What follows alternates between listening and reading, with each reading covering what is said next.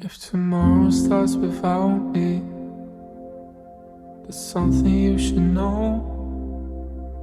While I hold you close, never let you go. Hello and welcome to The Broken Pack, a podcast focused on giving sibling loss survivors a platform to share their stories and to be heard, something that many sibling loss survivors state that they never have had. Sibling loss is misunderstood.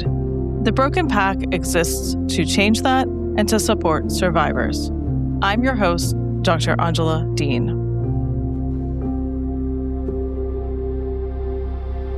Today I spoke with Karin McLean. She's the author of Bright Days to Come. We spoke about her book, her loss of her brother Brian when he was 9 years old in a car accident over 30 years ago. Take a listen. 'Cause you never know, you just never know.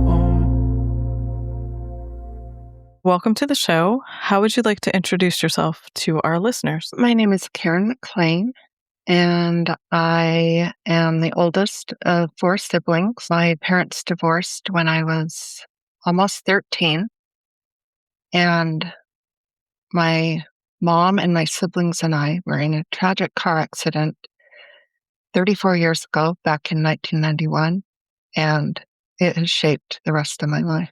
Pretty much the sum of who I am today. And I've written a book about it. I lost my brother in the car accident and I came close to death myself. So it's been quite the journey. Mm-hmm. Thank you for sharing that. And we will certainly talk about the book and your loss in a bit. How would you like to introduce Brian to us? Well, my brother, Brian, he was 9 when he passed, and he is the only boy in our family. So I have two younger sisters, and then he was the caboose. He was the missing link to our family. When he came along, I was 9.5 years old, and it was so fun to have this little boy, this little brother. He was hilarious, always making everybody laugh. He was handsome. He was popular, and he was this little pro at every sport he tried. He played so many different sports, all the sports, except for football. He just shined in all of them. And he loved music. He absolutely loved music. He loved Michael Jackson, especially. At 2 years old, he was lip syncing to Michael Jackson every single day. My sisters and I were rewinding the songs on the tape. We were playing Beat It, Billie Jean, and Thriller back to back, day in and day out for many, many years. And he wanted a make-believe microphone. So he went into the kitchen and found the turkey baster. And he used that as his little make-believe microphone as he sang into it and danced on the shag carpet in our living room, trying to do the moonwalk and spinning while trying not to topple over. He was just so cute, and we loved watching him do that. And we'd just ask him all the time, do that song again, and we'd watch him, and it was so cute. And he had so many friends, and he even had a girlfriend, and he was 9, so they're more like best friends, but so cute. He just was the cutest. He would stay up late with me and look through my yearbook with me, because I would look through my yearbook a lot with me. He just liked to be near me because we were 9.5 years apart. In a way, he was almost like a child to me, because my parents divorced when I was 12, and my mom was a stay-at-home mother until then, and then she had to go back to work. I was 12. He had just turned 3. I was helping take care of everybody. So, and especially him being so young. So you had 6 years of that, taking care of him. Yeah. So we were siblings, yet we were also had a unique dynamic because I took care of him a lot. And I remember when my mom, shortly after she had him, and he was just this newborn baby, I got to hold him in my arms, and sorry, getting a little emotional. It's okay. but he fell asleep in my arms. And I just remember thinking, oh, wow, a baby, my brother, he fell asleep in my arms. It was so cute. And that's one of my most poignant memories of him, just falling asleep in my arms. It felt so special. And it really made me feel like a big sister, even though I had two younger sisters. We weren't that far in age, so there was something different about it. What are the age differences of your sisters? Yeah, Erica is about 2.5 years younger than me. And then Kristen is 4 years younger than me. And then Brian was 9.5. Yeah. Well, thank you for sharing about him. I know you shared a lot of this in your book. Would you want to say anything about the book before we talk about losing him? Sure. I titled the book Bright Days Do Come because there are a lot of storms that we go through in our lives, but bright days do come. And it's important to remember that. And after I lost my brother in the car accident, I almost died as well. I was recovering in a rehab, and a month after the accident, I wrote a poem. The poem I wrote was titled Emotional Weather, and it reads, life is like the weather. It changes from day to day. Like the rain, many tears fall. Like the wind, things blow in and out of life. Like a storm, you don't know what to expect. But like the sun, bright days do come. So I didn't write my book until 33 years later. And I really felt that Brian guided me to write this book and was nudging me to write it. When I finally decided to, I knew that the title would be the last line of that poem, Bright Days Do Come, because I knew my book was meant to inspire hope. And I feel that that statement, Bright Days Do Come, is very hope-filled. How that's where the title came from. I just read your book, so thank you for that. It was super meaningful and hopeful, and I wish it had been out when my brother died. So I appreciate so much that you wrote this book for yourself and for all of us grieving siblings. That means a lot. Thank you. You're welcome. What would you like to share about losing Brian? Well, it was a unique journey because, we were all in this tragic rollover. And my sister, Kristen, that's 4 years younger than me, and I were thrown from our car. We were going on a family road trip, and my 16-year-old sister took to the wheel. She had just gotten her driver's license. My mom sat in the passenger seat. Then I was behind the driver. My youngest sister was next to me, and then Brian was in the very, very back. We were in a station wagon. So my sister driving leaned in to get a sip of her drink. And as she did that, she took her eyes off the wheel for a split second and realized the car was drifting. So she turned the wheel to correct herself, but the adrenaline rush caused her to pull too hard, and we overcorrected. We were on the freeway and we rolled through the median, and we had been heading south. And when our car stopped, it was on the northbound side of the freeway facing north. So it had flipped and rolled. And the only reason I'm here is because an emergency room doctor happened to be driving behind our car. He saved my life and my legs. When he approached me, he thought, if she lives, she won't have her legs, because I'd broken both femurs.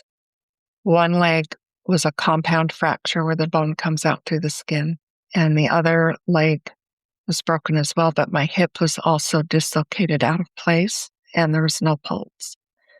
And he had his medical kit with him, and he had one bottle of saline, and he poured that into the open wound, and that was crucial in keeping my leg from being infected. And then he was able to thrust my other hip back into place so that I could get a pulse. And then I also collapsed both lungs, and he was able to intubate me. So you can see that if he hadn't have been there, I would have been gone. And then, Yeah, I broke bones in my face and cracked my skull and broke my knee and my clavicle. I was pretty banged up. And my sister next to me, she broke one femur and then had a hairline fracture in her pelvis. And she had a closed head injury that lasted for a few weeks where her memory was really affected. My mom and sister were trapped in the car, and the jaws of life had to get them out. My brother, he died on impact, but they revived him. Initially, an ambulance took us to the nearby hospital, but then we were all life-flighted to larger ones that could handle the trauma. When Brian got there, they realized he no longer had brain activity. And so the following day, my parents had to make the decision to have his life support turned off. And meanwhile, at this time, I'm fighting for my life. I'm hooked up to a ventilator and tubes feeding me, and I'm in and out of surgeries. I had to have a plate under my left eye. And then when I finally was coherent enough to communicate it all, one of the first things I learned when I came to was that I had rods in both of my femurs. Uh-huh. So that was necessary and life-saving, but at the same time, it felt like an invasion on my body to wake up to being partly bionic with a metal plate under your eye and in your legs. And so that was hard. But the hardest part was learning that Brian had died and that his funeral was over with and not being able to attend his funeral. That was so hard. And, there's really no way that it could have been avoided because Kristen and I, we were in no shape to attend and we weren't coherent. And so that's been really, really difficult. It struck me when I read about that in the book, about how you heard your aunt and your mom talking about him dying. Yeah. So in the accident, I cracked the back of my skull, which makes your eyes swell up. So for the first while, all I saw was just a sliver of the world around me, and everything looked dim. And I was asleep in my hospital room one night, and I was woken up by hearing the door shut. And my mom and aunt had come in the room, and my aunt said to my mom under her breath, "Does she know about Brian yet?" And the minute I heard that, I just was like, "What? What happened to Brian?" And my mom told me, and it was crushing. And I just, you think all these kind of things you just hear about, they don't happen to us, but now it was my reality.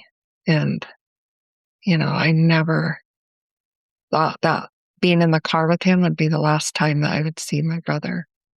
And luckily, I don't remember the accident. My mind blocked that out. So I was told that I was alert and was screaming and all that, but I don't remember that. And for a long time, I didn't remember. The first couple of weeks, I didn't remember the day of the accident. But when I got transferred to the rehab, the day leading up to the accident came back in a flash, like all of a sudden, instant. And I remembered going to school that morning. I had just finished my first week of college, so it was a Friday. So I went to school, came home. I picked up Brian, my brother, from his school, and then Erica from her school. Then my mom had already picked Kristen up. Then we all loaded the car up. I remember when we hopped into the car and my sister got into the driver's seat. My gut was like, no. I had an uneasy feeling about it, and I didn't say anything.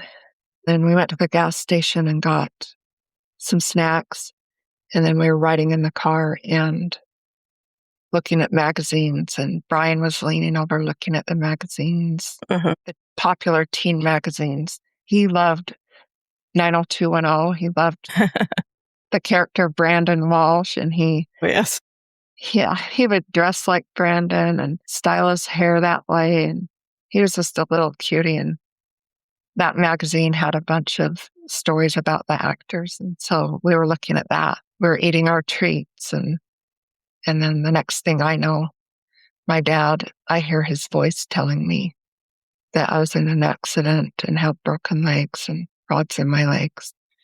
It was pretty surreal to awaken to that. It was like a nightmare. Yeah. It's funny. When I read that about 90210 and the years, I immediately remembered that era because you and I are about the same age. Actually, you're the same age as my brother. Yes. That's a lot to take in. And over time, it sounds like you learned more and more pieces about the accident and about the loss. I appreciated so many things about your book, but you talked about a whole slew of non-death losses and secondary losses that you've had as a result, including the change in your faith and spirituality, and of course, the signs. It really just struck me so much about how much you've lost as a result of this accident. Obviously, Brian. And so much more. Yeah, so much more. Yeah, and even when I was thrown from the car, I hit the ground on the left side of my body. It created nerve damage on this left side of my face. And then I have a lot of scars too. Just that loss alone, grieving who I was, what I used to look like compared to now. Now I'm in a slightly damaged costume, is kind of how I look at it. For a long time, I didn't allow myself to grieve those changes in myself because when I would start to do that, I would stop myself and I would say, no, I can't do that because I'm lucky that I'm here. Brian died, and so I have no right to be sad about the way I've changed because at least I'm here. Over time, eventually, I realized that that wasn't healthy and that even though Brian isn't here, that change is a loss for me and that it's valid for me to feel those feelings. Once I allowed myself to really feel those feelings, it was healing and it helped a lot. And for the most part, I feel pretty good. But there are days where it comes right back. That can be really hard. But I've also learned a lot about self-love and acceptance. Instead of trying to hide my scars, like for a while I would wear longer shorts to cover the scar on my leg where the bone came out through the skin. And now I wear short shorts and I wear them proudly. And I'm like, these are battle wounds. I'm not going to hide that. That's part of me. When I wrote the book, I talked about how it's been hard just accepting this side of my face and stuff.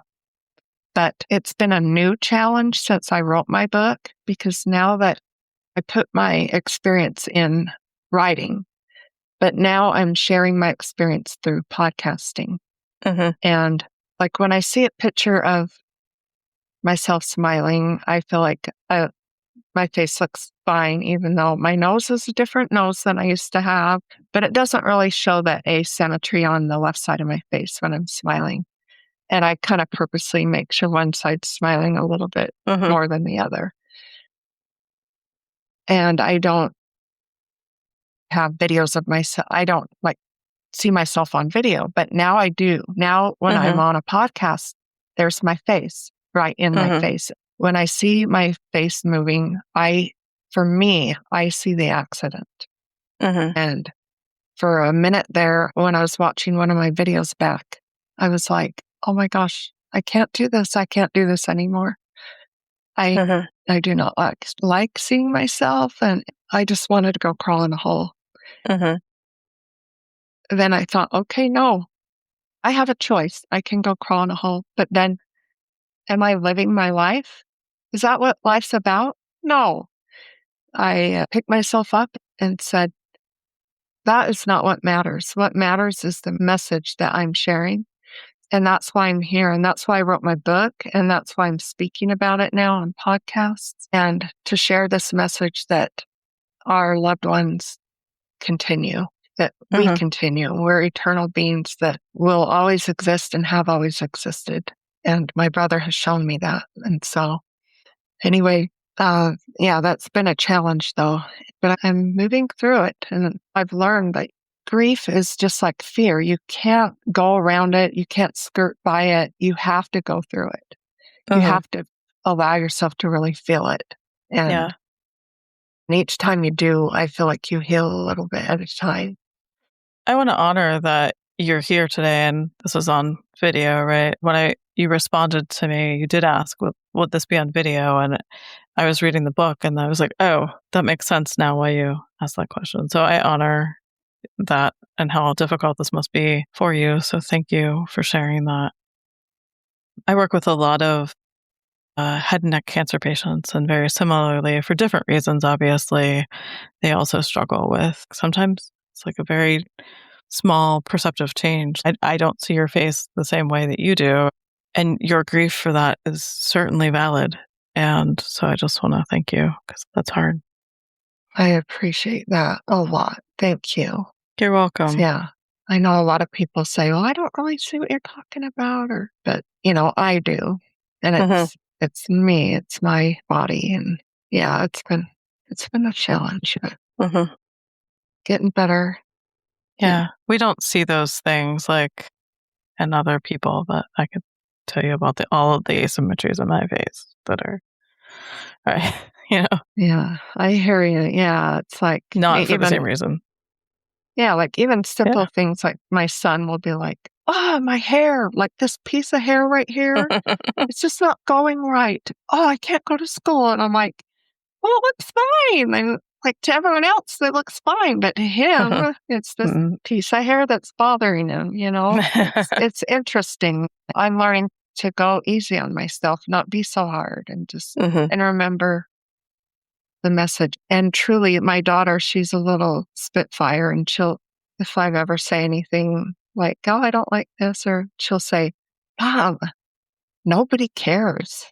And I'm like, you're so right. You're so right. Nobody else cares. So that has helped me a lot too. Just Mhm. remembering that the only one that cares is me. And I just Mhm. need to move past it and remember nobody else cares. Mhm. So, yeah. So it feels like your book has a lot of themes. I don't want to spoil it for the listeners because I feel like they should all read it.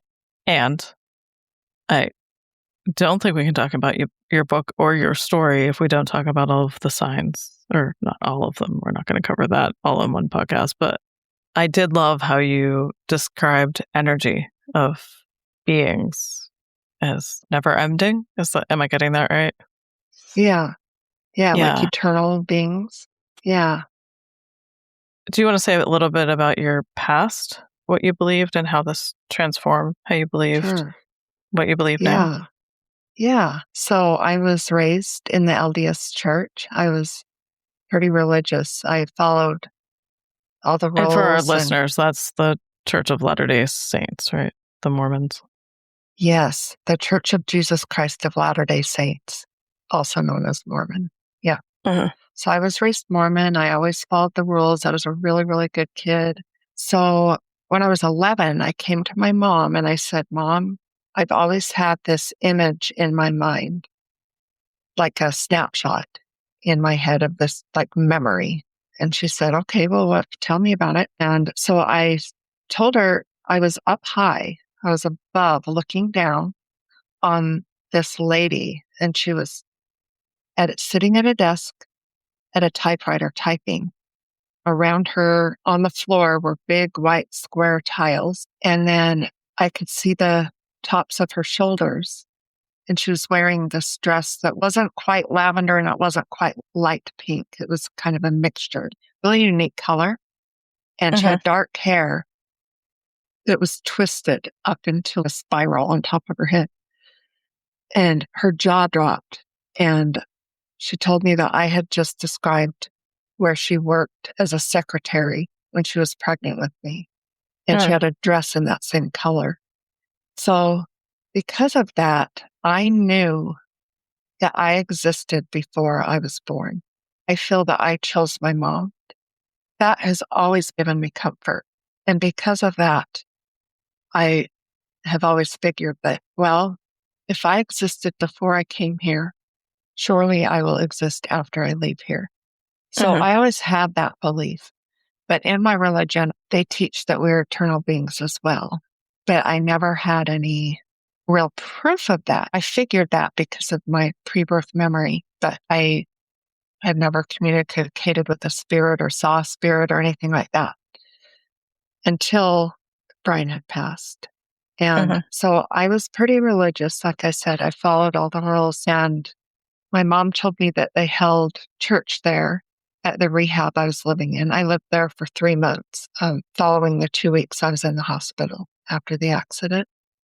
And she came and said, they hold church here. And I was excited. And I went into the meeting. And I remember just sitting there and feeling like something was missing that once was there. And I remember thinking to myself, I almost died, but I never truly lived. I just never questioned anything. I never figured out what I really believed. I just kind of followed along. And I decided in that moment that it was time for me to carve my own path. And that was like a defining moment for me, was going to church that day in the rehab. And it hit me. I was like, wow, I hadn't experienced anything otherworldly, really. And a few months after I got home from the rehab, I was driving one day and suddenly I felt Brian's presence next to me in the passenger seat. And you know when someone's sitting next to you, and I know his energy, and he was there.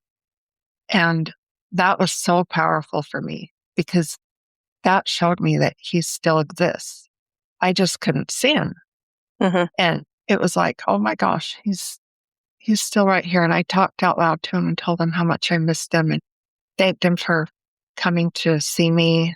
After a couple of minutes, that presence kind of dissipated, but I was so grateful that I felt that. And maybe about a week later, I was asleep in bed one night. And when you wake up in the middle of the night, you're usually pretty groggy and you just fall back to sleep. Maybe you look at the clock and drift back to sleep. But I woke up this night and I was so alert. And I felt happier than I had ever felt in my entire life. And to this day, I have never felt that amount of happiness. I felt this burning in my heart. My heart was literally warm. I had to really restrain myself from waking up my mom and my sisters and telling them how much I loved them, because it was just absolutely overwhelming. And I did eventually get back to sleep. In the morning, I talked to my mom about it, and we both agreed that I must have had some kind of out-of-body experience. We figured it must have been with Brian. Although I wasn't allowed to remember what transpired during that experience, I was allowed to remember the feeling. And I'm so grateful that I was, because that, along with feeling his presence, really started building my belief in the afterlife. Around that same time, my mom had gotten home from choosing Brian's headstone. It's got to be a really hard thing to do for your child. And she came home and she was overwhelmed and emotionally drained, and she dropped to her knees and she was going to pray, and she closed her eyes and she saw what she describes in her mind's eye. It was like a movie playing where she saw Brian either at dusk or dawn, because he was silhouetted, and she saw him from behind, and he was walking along a river, just peacefully kicking rocks into the river. And she kept thinking, turn around. And he never did, but she stayed there and watched it for as long as she could. And that brought her a lot of comfort. And then we had a neighbor come to my mom not too long after the accident. And she told my mom that a day or two before the accident, Brian had knocked on her door and came in to visit for a little bit.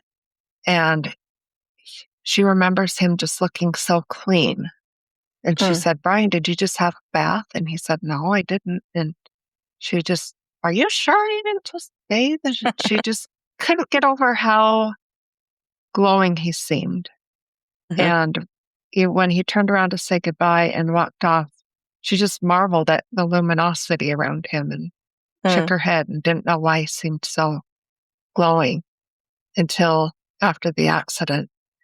She came to my mom and told her that experience that she witnessed really brought a lot of comfort to us, because to know that he had this spiritual glow around him, to us signals that he was going to be called home and that it really wasn't an accident. And that's kind of how my family and I view that.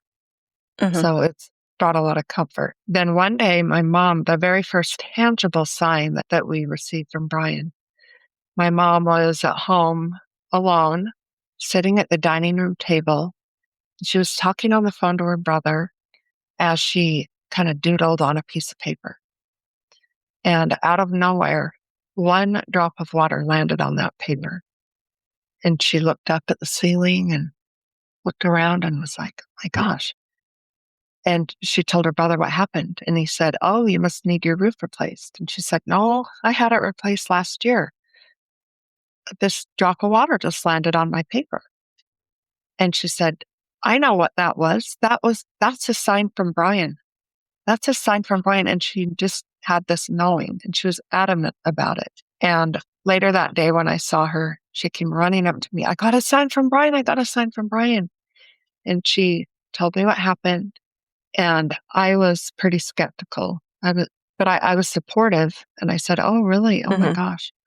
But I was like, like, how do you suppose a drop of water is from him? And are you sure there wasn't a glass of water nearby or something like that? She said, no, it was Brian.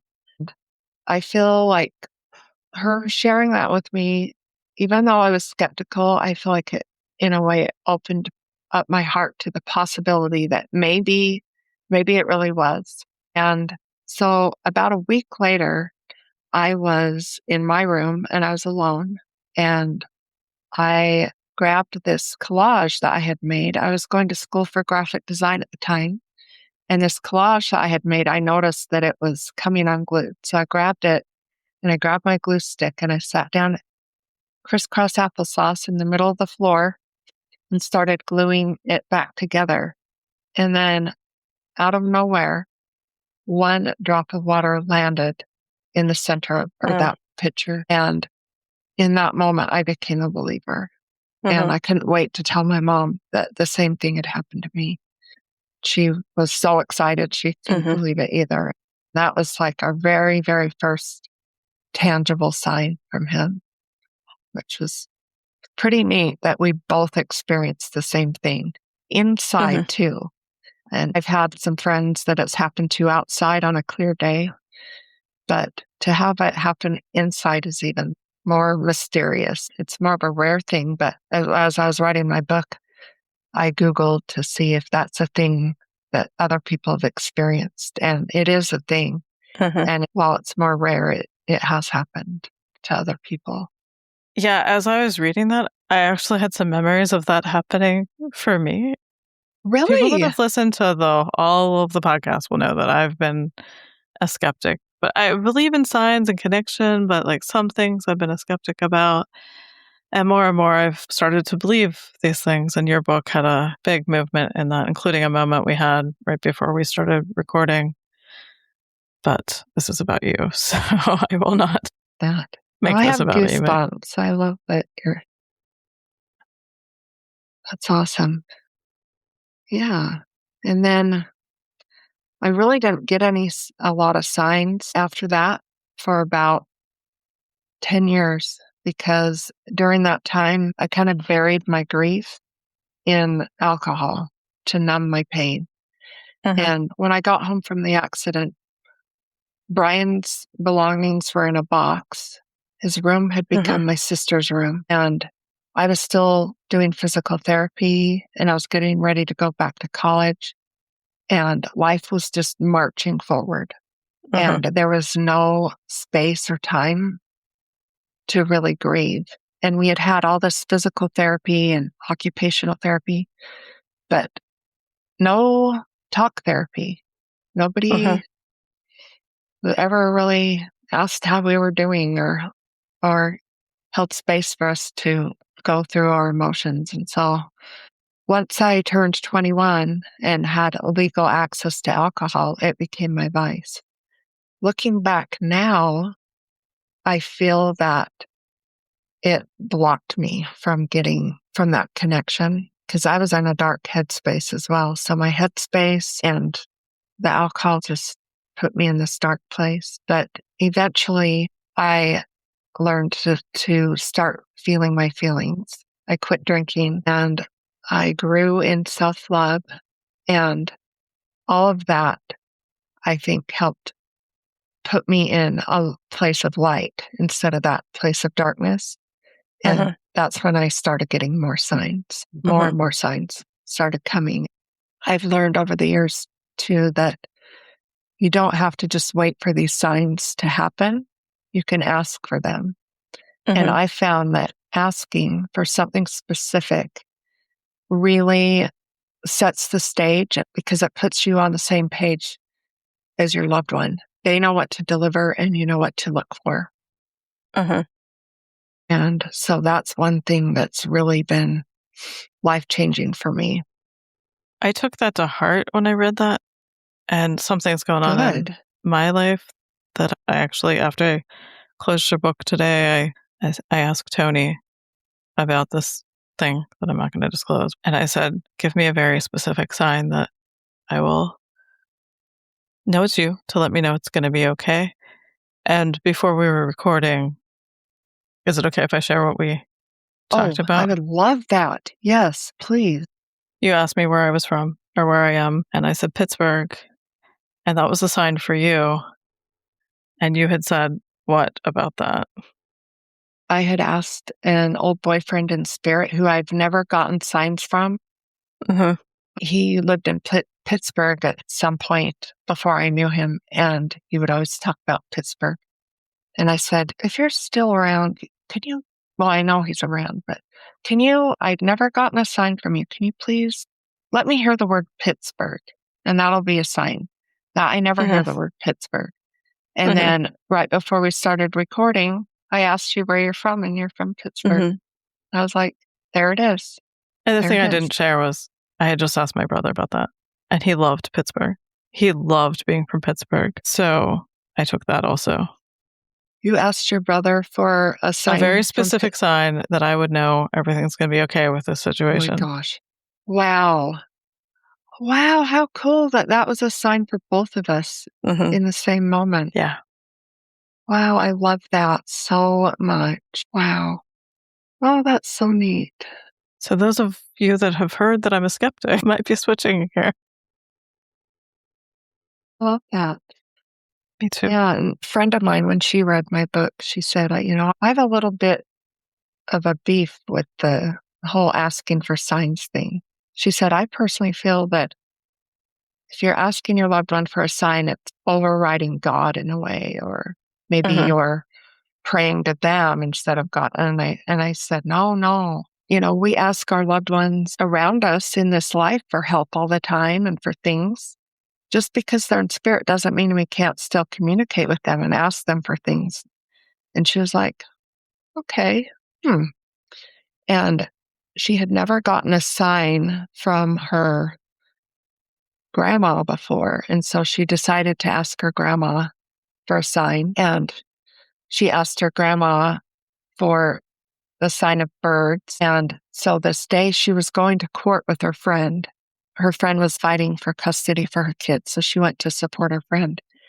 And while they were in the courtroom, her friend was standing in front of her, and she could see her friend's head kind of nodding, like she knew her friend was crying. And she just said in her mind, she said, Grandma Betty, please comfort my friend right now. And right after she thought that, her friend turned around and looked at her. And then later, when they got in the car and were driving home, they saw a wild amount of birds, all these different types of birds. And then her friend said, I asked for all the matriarchs in my family to be there, but there was one presence that was someone else. And my friend said, that was my grandma. And she said, oh, that's who hugged me. So in that moment, she physically felt the hug, and that's why she turned around and looked at my friend. So I think it's cool that she had never gotten a sign from a grandma like that. And she was able to, through reading my book and me explaining, it's fine. It's okay to ask your loved ones for signs. And then she was brave enough to do it. She also had a miscarriage, and she had the nursery decorated with white bunnies. She asked her daughter to give her a white bunny as a sign. And she was traveling between Montana and Idaho, and she was staying at this hotel, and her dog was looking out the window of the hotel. And she looked out there, and there was this white bunny hopping around the hotel. And she said that her dog would normally be barking at something like that, but he wasn't. He was just looking. And she was like, oh my gosh. And that's a sign from my daughter. And the next day, the bunny was still there hopping around. And then she went to a gas station, and there were some stuffed animals there, and they were all just kind of cheap stuffed animals. But there was this one white bunny that was high quality, really nice bunny. It was the only white bunny in that gas station. And so she bought it, and she sent me a picture of her holding it. And I think it's cool that she's gotten all these signs, and she's gotten even more that she shared with me. That's some of the purpose of my goal, is to help people realize they can start asking for these signs and getting them, and how neat that is. I love at the beginning of our interview, you said how much Brian loved music, and then reading through the book and hearing just how much you've stayed connected with music through him, or he shows up for you and your family in music. Do you want to say more about that? Yes. So, yeah, Brian's given us a lot of signs through music, which is not surprising. And one day, it was the day I found out I was expecting, and I had driven up to go tell my mom in person. And on the way home, I had my iPod playing this album that contains 200 songs. And I had the album set to shuffle. And there's a handful of songs that my family and I refer to as Brian's songs. And they were songs that he loved and that were popular around the time of his death, and that remind us of him. And one of his songs came on. And I was like, oh my gosh, 200 songs, and this song comes on. That must be his way of congratulating me. And at the same time, I was talking to my mom on the phone, and I told her what had happened.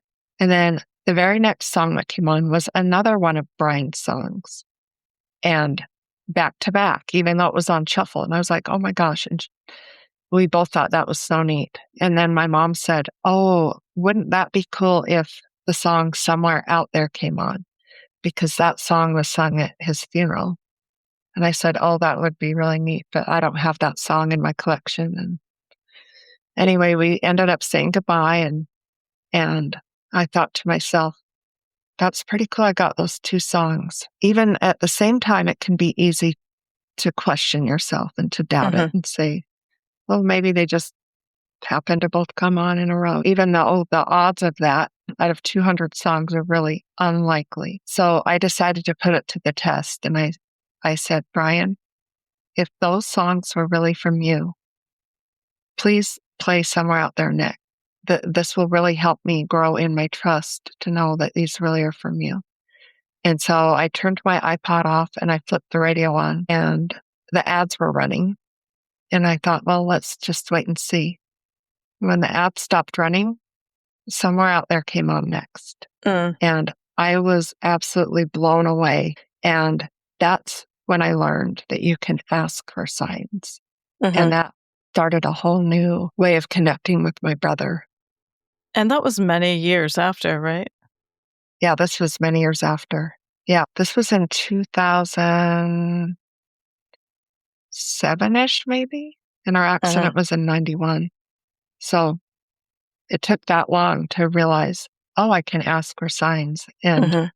since then, I've asked for a lot of specific signs, and it's been miraculous to see how he gives me these signs and how he comes through. For example, with my book, I didn't write it for decades. And whenever I share my story, a lot of friends are saying, well, you should really write a book with all these experiences. And I just was like, yeah, that's a big undertaking. I don't know. But Mhm. as time went on, I started feeling this nudging, and the nudging got so strong. I could tell it was Brian saying, you need to do this. When it got so undeniably strong that I couldn't deny it, I said, okay, Brian, give me your birth year as a sign, 82. And I said, give that to me within the next couple of days. And that night, I went online to pay my credit card bill, and the balance staring back at me was 8282, a double 82, the day I asked him for an 82. And I knew that I had a calling to fulfill. I knew I had to write this book. There was no denying it. And Mhm. something really interesting that happened after I wrote my book. So this part's not in the book because it happened Mhm. after. But so my book came out in May, and at the end of each month, an author will get a report from Amazon showing the total number of books sold that month. And that month, my total was 82. Oh, I love that. 82. Yeah. So I thought that was neat because the 8282, I feel like was him saying, you can do this. And then the 82 books sold, I feel like was him saying, you did it. And I didn't Mm. ask for that one. And it just was like, oh my gosh, there's another 82. It was really neat Mhm. to get that. One time I just wanted to feel connected. And I said, Brian, can you give me an 82 sometime soon? And the next time I went to the store, I just paid for my groceries and put the receipt in my pocket. And when I got home, I looked at my receipt and it was $82 even after Mm. tax. And I was just like, wow, there it is again. Mhm. We talk a lot about Communicate. continuing bonds in this world of grief and loss. And it feels to me like, yes, it's definitely signs, but it's also this way of you're continuing the bond and the relationship with him Yes, I and love all of the looking people at it that you've that way. lost. Yeah. Yeah, it really is. I love that. You said something earlier about not having talk therapy after he died. It sounds like your mom did, if I recall correctly in Yeah, the book. yeah. She joined a mother's bereavement group, and that Mhm. helped her immensely. Yeah. My sister Erica got a lot of therapy too as the driver of the car. Mhm. But Kristen and I were in the rehab, and I guess nobody thought about it. Which is ironic given that you're in a rehab. And I Yeah. mean, things have come a long way in 30 some years, but strange that there wasn't that psychosocial support for you. And also, I wonder how much that speaks to the sibling relationship. Like, would your sister, if she was also a passenger, have received the support if she wasn't the driver? I don't know. I don't think so. Yeah. Well, yeah, because she wasn't in the rehab with us, but yeah, I don't know. That is interesting. I hadn't thought about that. What has it been like to be carrying sibling loss this long? Never been asked that question. Mhm. Uh, It's just been, just not having him around has been like physically around has been so hard. And the parts when you think about what would he be doing now? Mhm. You know, and now that I have kids, what would his relationship be with my kids as their uncle? And just every holiday he's not there, and it's just a missing hole. So, I don't know, like a part of you just got taken out. Now you have this hole in your heart that nobody can ever fill that part. Mhm. And so carrying that around for all these years has been just kind of sad when you sit and think about it. It's sad not to have that. And I remember specifically in the LDS church, they send young men off to serve missions. So they're gone for 2 years and they get called by God to go on these missions. So they don't necessarily know where they're going until shortly before they go. And so they're gone for 2 years. And I remember being at work one day and this coworker of mine was saying that she was so excited because her brother had been on a mission and he was coming back and she was going to see him on Sunday or over the weekend. He was coming home. Her and her family were so excited to see their brother. And I remember feeling so happy for her, but so sad that oh man, how many years has my brother been gone now? I mean, that was probably in 2004, 2005. So Mhm. my brother had been gone such a long time. And I just imagined if I knew my brother was coming home that weekend and I could see my brother, it just brought something new to my mind that hadn't been there, just to see how she was so excited to see her brother. And I know I'll see my brother again, not Mhm. in this lifetime, but I know I will. Once, on the other side, I know we'll all be together again. But just that really kind of shined a light on how painful it is that Mhm. I'm not going to see him again.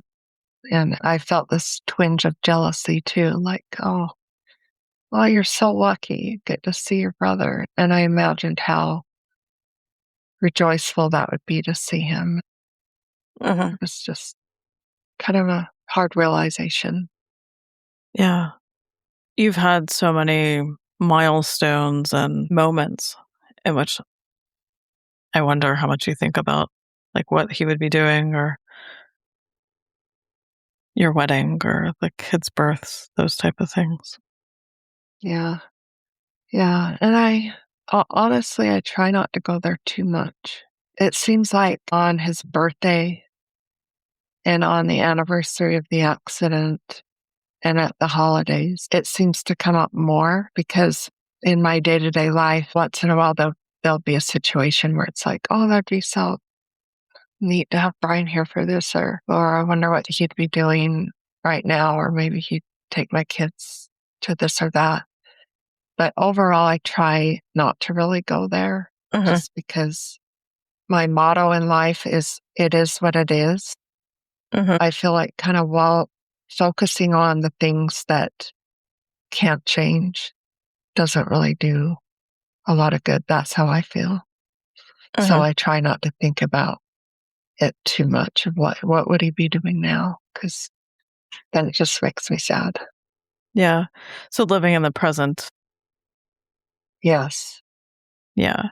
There was this quote from your book. Is it okay if I read it? It's Uh-huh. kind of along the Yeah. lines, but you said, the best thing we can do is to smile more often than we cry when we think of them. Live for those you love, both living and dead, but most importantly, live for you. You are here now, and this is your life that you are meant to live. And I just love that so much, that it kind of speaks of not dwelling on how he died, but living for you and staying connected to him as well. Yeah. Yep. I do try to focus more on that. Ironically, a year before he died, I had a friend who died in a car accident. Well, some high school friends, and one of them was my secret crush. And my secret crush was killed in that car accident. And I was in my room crying one night, and Brian came in. He came to me. And for those, if you put this on video, I'll show it, but then I'll explain it too so your listeners Mhm. can see. But he handed me this drawing of a smiley face with an arrow pointing to it. And it says, keep that face. And then there's a heart and it says, I hope you feel better. And so if I find myself focusing on grief and getting too sad, I remember that Brian wants me to keep that face.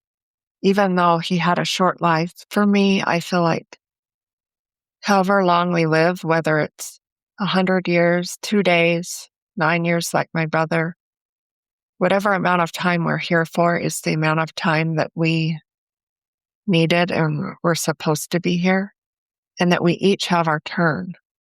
And right now, it's our turn to be here and to live life. And we each have our turn to die too. And none of us are escaping that. In the end, we're all going to be back together again. And so I try to focus on living my life in honor of my brother and in honor of myself, and focusing on the life that I was left here to live. Thank you for that. Is there anything else you wanted to share today about either the book or Brian or your life before I ask you my last question? I did. One thing that's helped me a lot in my grief is he wasn't alive when Facebook was a thing.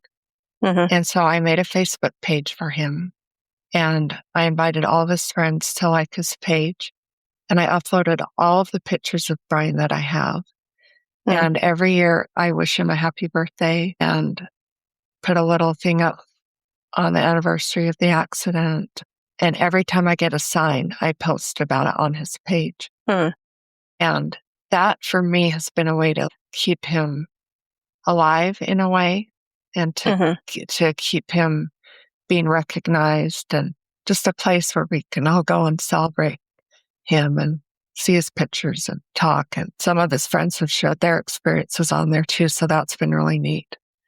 If your loved one didn't have a online presence through social media, maybe make a page for them, because it's been really healing for me. So it's nice to have all their pictures in one place. And it's a way to not just think in your head, oh, happy birthday, Brian. It's a way to actually post, happy birthday, Brian. And then everyone else can comment, and it just gets everyone involved and helps everybody who loved him to remember him. And it kind of creates this community of people that also love him. Yeah. Together. It's like everyone who loves Brian is on this page right here. I love that. Yeah. Yeah. So my last question is, and I know you already shared these, but what are some of your favorite memories of you and Brian together? One of them was our family went to my first spook alley. We got there early and we were waiting for the haunted house to open. And I remember holding Brian. So he was facing out, but I had my arms around him, and we were just like walking and just strolling. My family was over here and we were clear over here, just kind of walking around. And I got tapped on the shoulder by a hooded character. I turned around and got so scared. And I remember Brian thought that was pretty funny. How old was he? So he was, he was probably like 2. And he wasn't scared, but I was. And I was so scared that my voice went really, really low. And I've heard that sometimes when you're really scared, your voice can just drop. And mine did. I was like, whoa, when I saw this scary guy.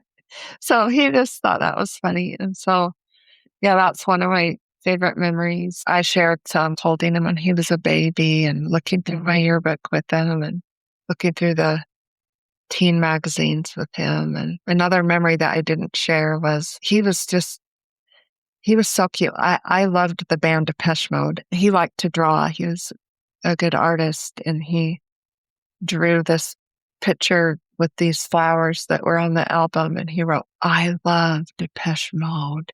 And he gave it to me. And then I had a picture of Robert Smith from The Cure in my bedroom, and Robert Smith had spiky hair and red lipstick. And Brian said, will you fix me up and make me look like him? And I said, yeah. So we went to the bathroom and I spiked his hair up and put some red lipstick on him. And he just was like, yeah, this is cool. And then he always had these little sideburns and he didn't like them. And my mom would say, just leave it alone. It's fine. Just leave it how it is. And so I would say, come here, Brian.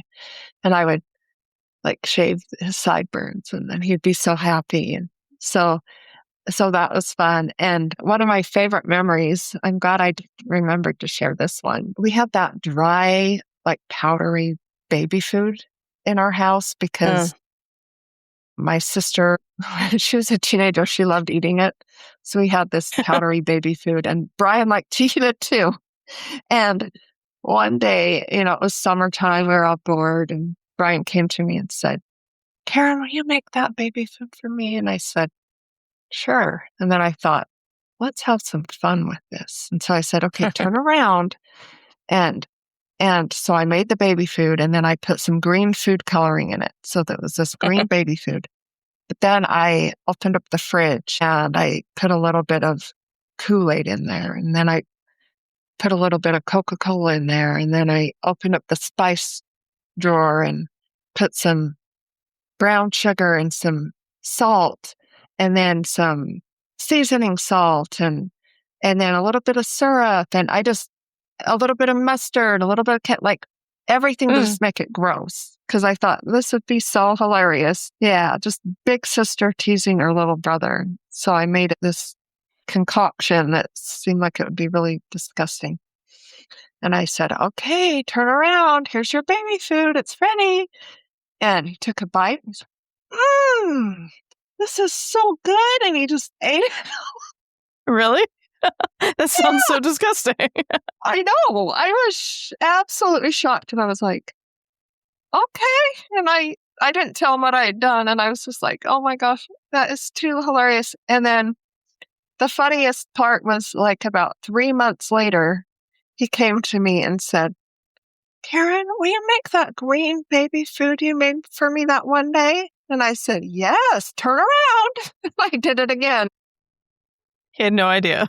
So he had no idea, but he liked it. Did you taste it? So no, I didn't want to. I just made it as disgusting as I could, and he liked it. That memory to me just makes me smile, makes me laugh. That was a fun little memory we had. But just another memory I really loved was just I would tuck him into bed and kiss him on his cheek, and just the feeling of kissing his little cheek.